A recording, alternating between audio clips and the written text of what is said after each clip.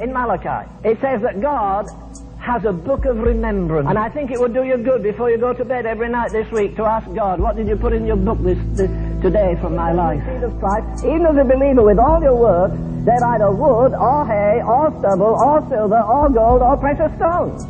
Now let's visualize. We give a man over here $10,000 and he invests it in wood. The next man is given $10,000, he invests it in hay.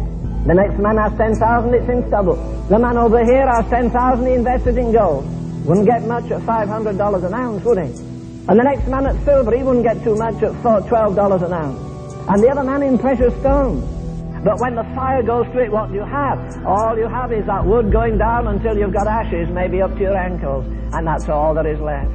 A man's life, all his ministry, it showed. Do you see the difference between the wood and the hay and the stubble and the silver and the gold and the precious stones? Wood, hay and stubble are above the ground. They catch the eye. Silver and gold and precious stones are below the ground. Nobody sees them. There's a lot of public ministry in that day that's going to go down in ashes, my brother. Every penny you earn since you became the property of Jesus Christ, you'll give an account of before God. Your life is wood. The fire's going to come. Hay, the fire's going to come to it. Stubble, the fire's going to come to it. But what is your life is silver and gold and precious stones. What is gold a sign of? Gold, I believe there, is a sign of our devotion to God. You wouldn't get much gold for $10,000 today. What happens when you burn gold? Nothing. All you do is change it from solid to liquid, but you don't reduce it. What's your devotional life this morning? Would you like Gabriel to hand me the book of your devotional life for the last month and read it to this fine audience? The gold is going to be tried to our devotional life. The silver, what is the silver?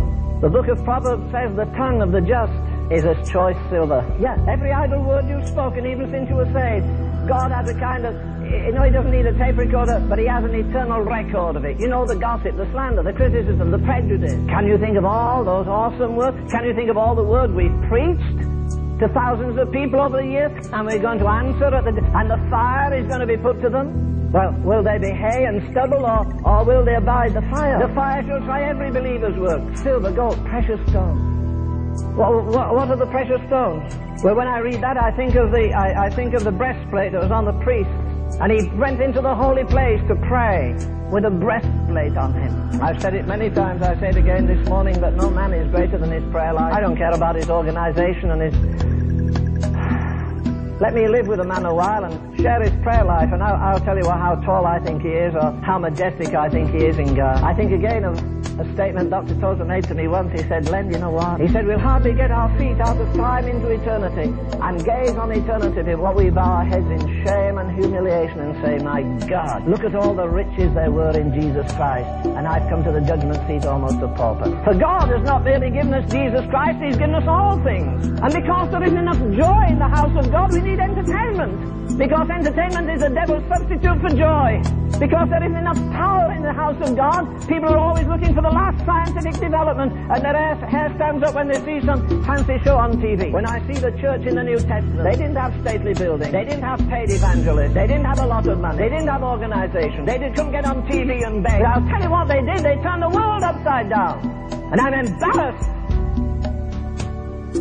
to be part of the Church of Jesus today, because I believe it's an embarrassment to a holy God. Most of our joy is clapping our hands and having a good time, and then afterwards we're talking all the drivel of the world. Can he share his sorrow with you?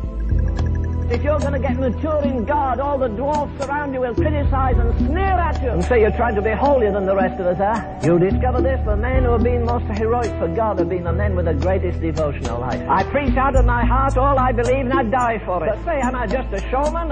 What's my secret life like? You know, if we can't live as a different breed of people on this earth, we've no right to live here. We shouldn't be affected by changing customs or changing styles or changing opinions or whether the stock market goes up or down. We ought to live every day as though we come out of another world into this world with the power of that world upon us. To live and speak and move and have our being in Jesus Christ. Before all the saints of all the ages, and you and I are to stand there alone on the dais and be judged for the deeds done in the body, for every aspect of our lives, for our praying, for our giving, for our living, for our talking. It's only one life will soon be past. Only what's done for God will last. And when I am dying, how glad I shall be if the lamp of my life has been burned out for thee. No, it's not so simple to be a Christian after all. It's a majestic thing. We ought to live eternity conscious in time. It's going to be an awesome day with the King of Kings and the Lord of Lords and the Judge of Judges. You see, there's no possibility of any rehearsal, because again, this is the final judgment. Can you see all the saints of all the ages? And Leonard Ravenhill is standing there before a Christ whose eyes are full of holiness, where the place is breathing holiness, where there's all the majesty of an awesome God, and he reads the record of my poor life before all the saints of all the ages. Can you see the holy dead all lined up there? All the saints in the Old Testament, all the saints in the New Testament. It's not only true that we live in a world of bankrupt politics, we live in a world, and this is the most tragic of all, of a bankrupt church. God